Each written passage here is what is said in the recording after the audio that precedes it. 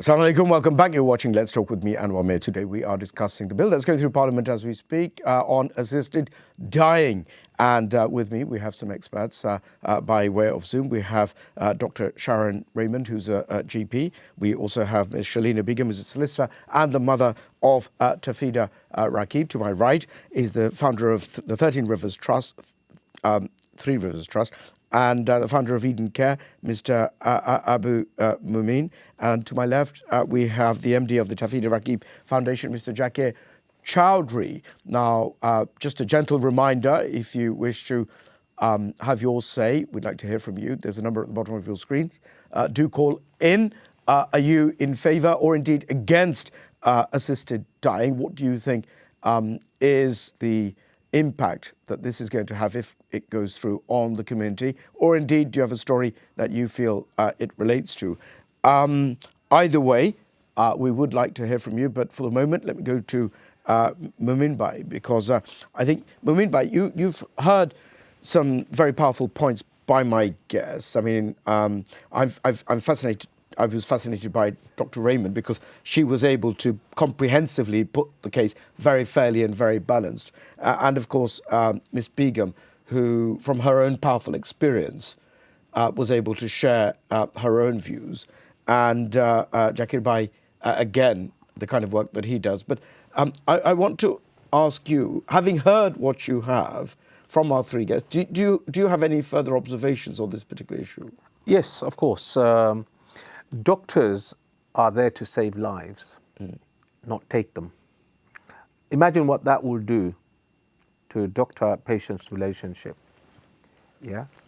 Now, there is slippery slope. Let's look at the case of Netherlands. It started euthanasia, people with 6 months. As soon as you do that, what happens? Changes happen, and changes has happened. 12-year-olds now can opt to have assisted dying. Yeah, and I mentioned about within the BME Muslim Bangladeshi community, it's going to disproportionately affect us.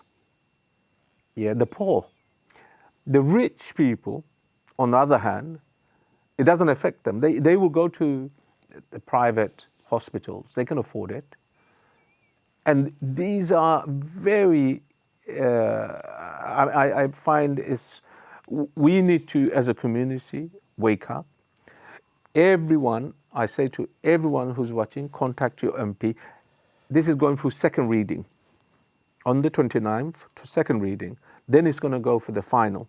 And that's when it becomes the law. We need to wake up. And we need to campaign against this.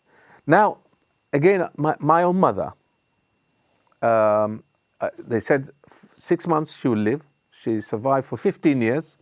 And at the end stages of her life, this is what we're proposing.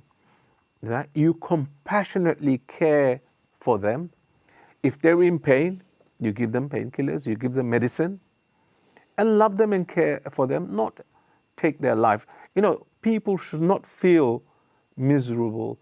And what's happened within the NHS, we have seen, and some parts of the NHS has been privatized. Some of it, resources have been taken away. So resources need to be put in. People who have worked all their life, when they're elderly and sick, they need to be taken care of. What happens to the disabled? What happens? You know, do we want a society just where the rich people are able to afford and cared for? Mumin Bhai, hold the thought. I do want to come back to you because you do make an important point, but I've got a caller who's been waiting. I just want to hear what they have to say. Hello, caller. Hello, caller. Hi, you're live on air. What would you like to say? Hello, assalamu alaikum. Waalaikum salam. জি আমি বাংলা মত পারলামনি Hoka. যেন আমার একটা Jio side আমার কি কমিউনিটির কাছে সব জিওর কাছে, কারণ আমরা এজ এ মুসলিম, আপনার মা বাবা যে সময় মনে রাখা এন্ড অফ লাইফ ওই জায়গায় অবভিয়াসলি ৬০-৭০ হওয়ার পরে, কিন্তু এর লাগে আপনার মানিকার নাই যে আমরা মা বাবার লাগে মায়া ছাড়ি দিচ্ছি, ইলা কিছু নাই। বাট অনেক সময় দেখা যায় মুরব্বী মানুষের হসপিটাল নেওয়া হয়েছে, এই কিতা করা হয় যে একটা পেইন কন্ট্রোল লাগি বা রিল্যাক্সের লাগি একটা খুঁজা দেওয়া হয়, যেগুলো মানুষ মারা যায় না, তো মানুষ বালাচা হয়।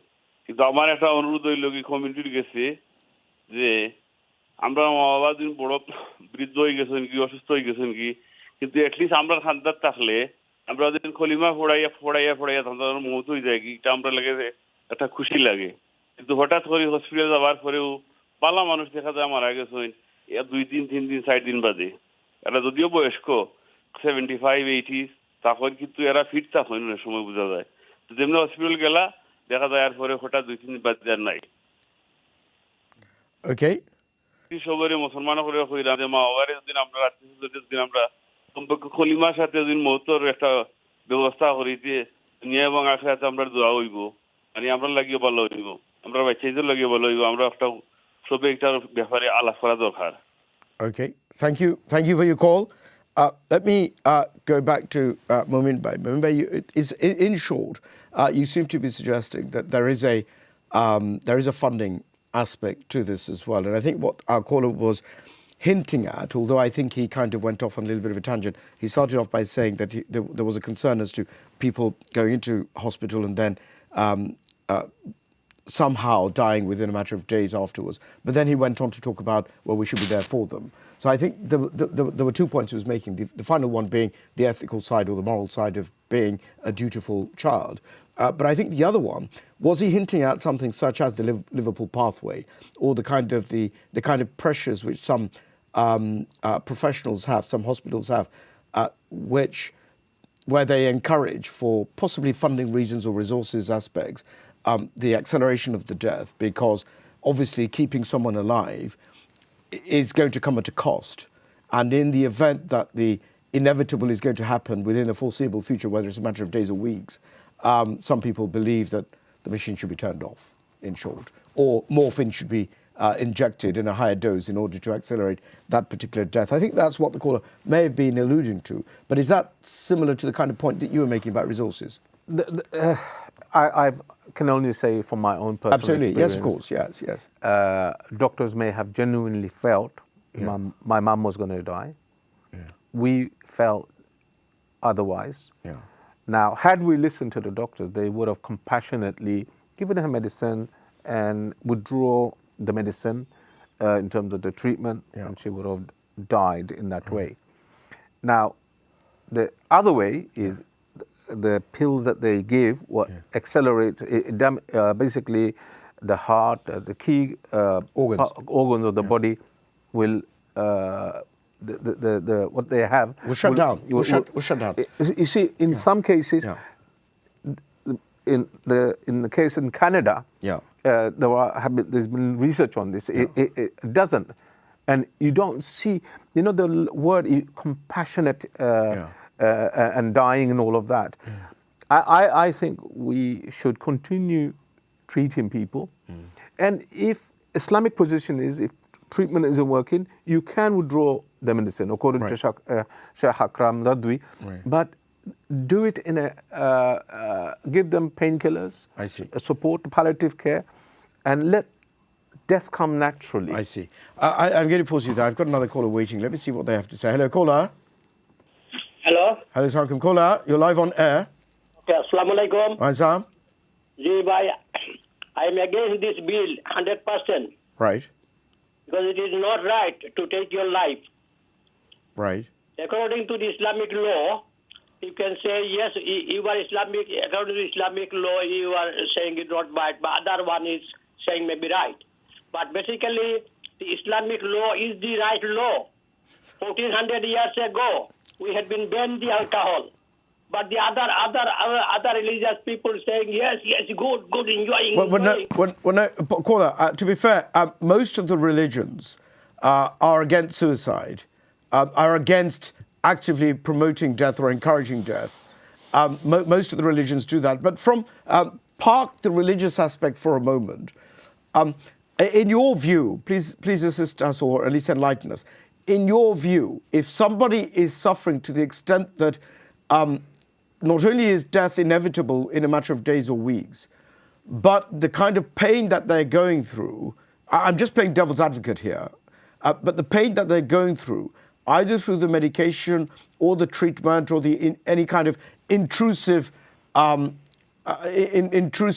treatment, it could be by way of I don't know, surgery or whatever the case may be.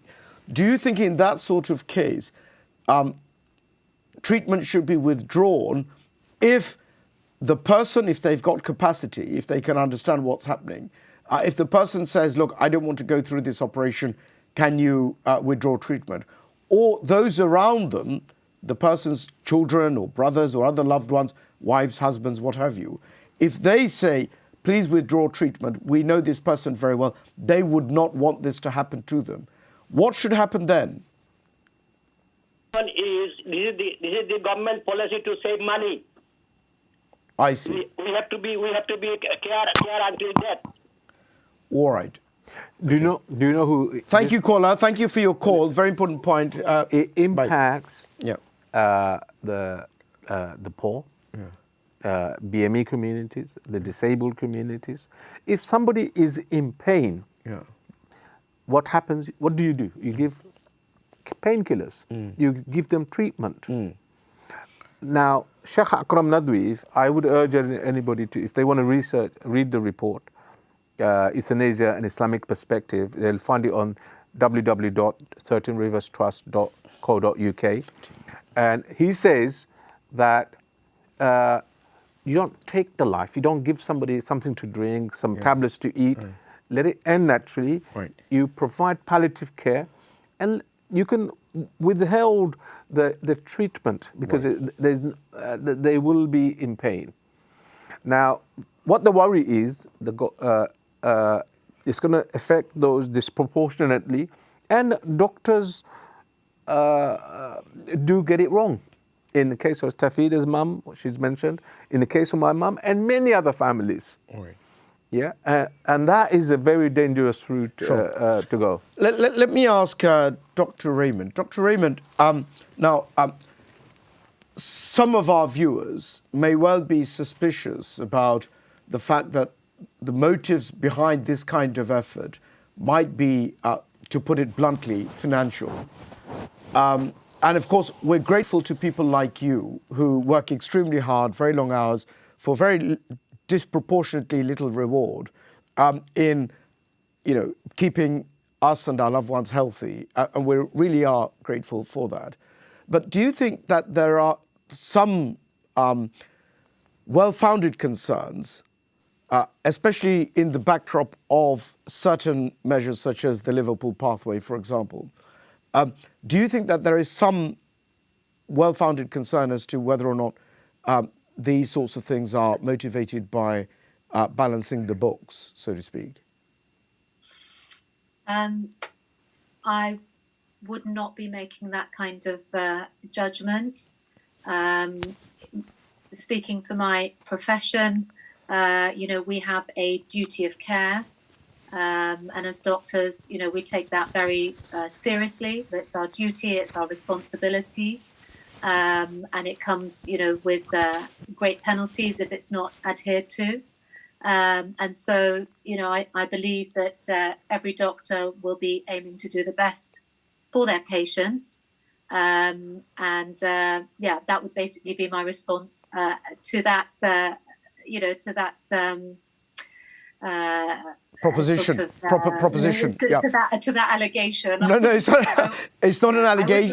I wouldn't want No. to say. Look, I don't want doctors you are to get into. motivated. I don't want you or your colleagues to get into trouble with the GMC or whatever the case may be. And I perfectly understand. I perfectly understand the constraints that you have. My proposition was simply this: when your colleagues, not you, because the decisions will probably be made by people who are, treating in a hospital ward. Where they are faced with a situation where they believe that the final days are imminent or certainly foreseeable, and where they believe that treatment would not necessarily reduce that particular time, do they at times, I'm trying to choose my words carefully because obviously I appreciate you have your own constraints, but do they at times think that that option should be given to the relatives to say, look, we believe it's only a week or two. We're not sure that we can help anymore. We can turn off the machines or withdraw the care or even perhaps give a dose of morphine. But this really is it. Is that an option that sometimes is given?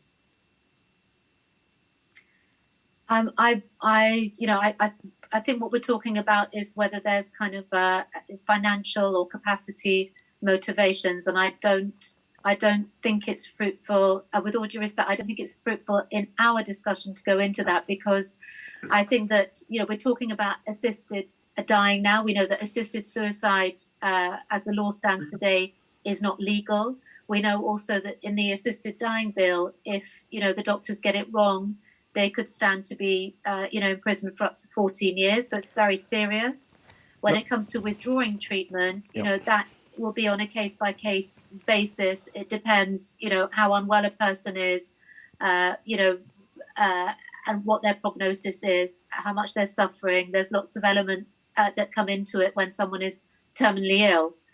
So I wouldn't like to make any kind of sweeping generalizations around that. There's no doubt that there are, capacity issues within the NHS. There's financial issues. There's no doubt about that. But, I think we have to bear in mind that doctors and all healthcare professionals have responsibilities. They have duties. They have standards they have to adhere to. And if they don't follow those standards, then, they have a great deal to lose, maybe not just their profession, but also their liberty. So I think just thinking about, what motivates healthcare professionals, including doctors, our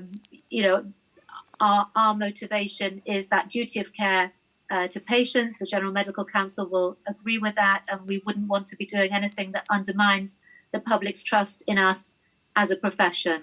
And I think it's important to make those points. Sure, and you make them well. But the point is, and I'm afraid I'm going to labour it a little bit, if I may. It's not so much about whether there is a breach of that duty of care, because if, for example, they're following the legal framework, there would be no such breach. If there is negligence, that has its own path. I'm not suggesting for a moment that there would be any sort of willful neglect or act or omission in order to accelerate to that. I'm not suggesting that for a moment. So the sanction that you talk about, the deprivation of liberty as a result of any sort of act or omission that I speak of, that may well be the case. And but I'm not suggesting that we focus on that, and I don't propose to do so.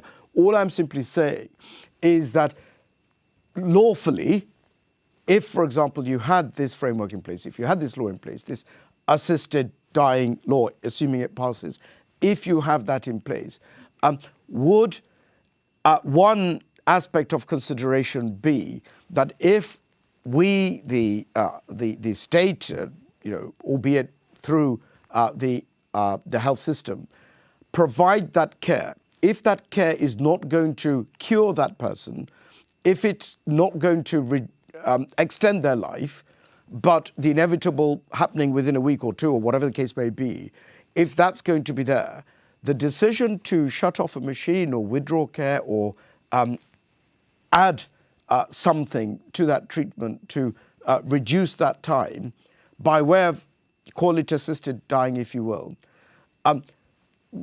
surely my views are right, certainly the two that have called in, that there may be a financial consideration, not by the doctor, but underpinning this particular effort and the fact that this is going to result favourably in terms of the finances of the state.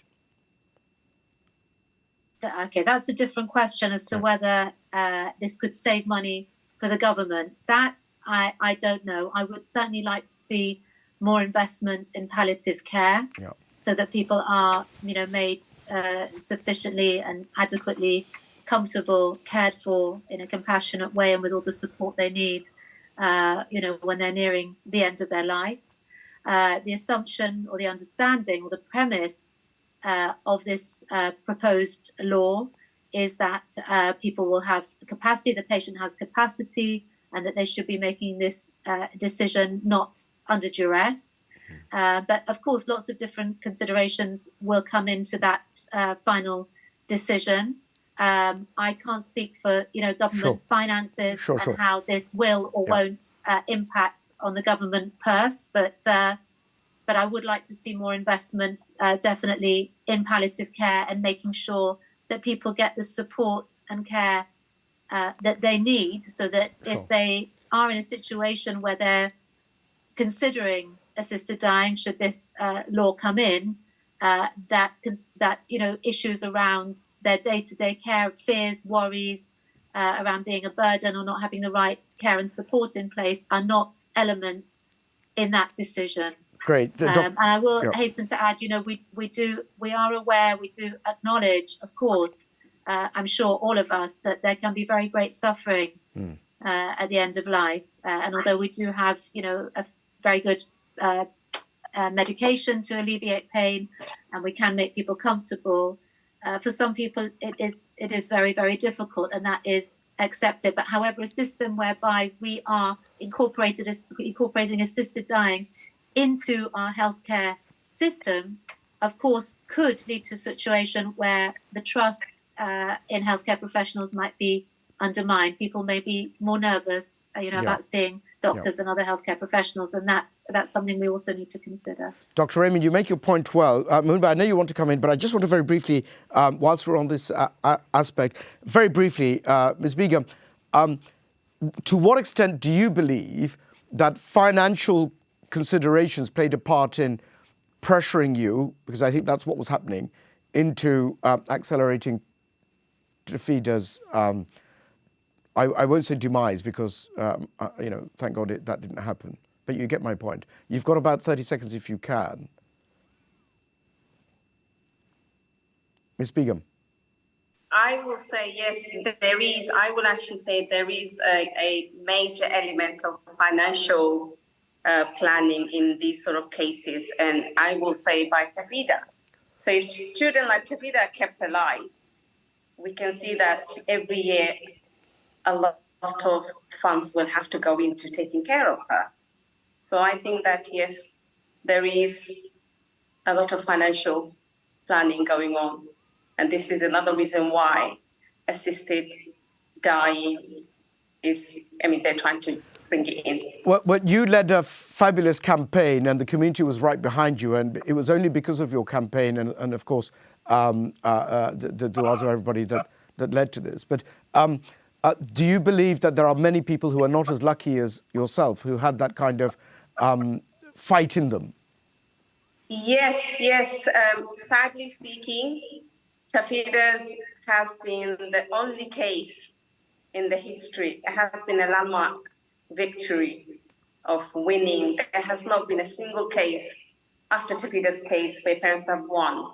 And this is something soon. We will be starting another campaign in the early next year, calling for changes in this area, how children are dealt with in critical care. All right. Only for time reasons, I'm cutting you off there. I must go on to another break. Ladies and gentlemen, when we come back, we will continue with this discussion. So do bear with us, do stay tuned, and we'll see you very shortly.